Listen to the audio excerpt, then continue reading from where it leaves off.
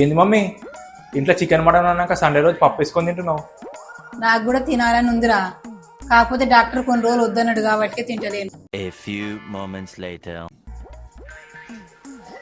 Sunday రోజు mutton bagara కలుపుకొని తింటావు మటన్? ఓ నేను డాక్టర్ వద్దని చెప్పినావు కదా. సరే నువ్వు పప్పు తింది. చూస్తున్నారా వాడి చేష్టలు, వాడి బిల్డప్. చికెన్ ఫ్రై కూడా సూపర్ ఉంది మమ్మీ, చాలా మిస్ అయిపోతున్నావు. తింటావా?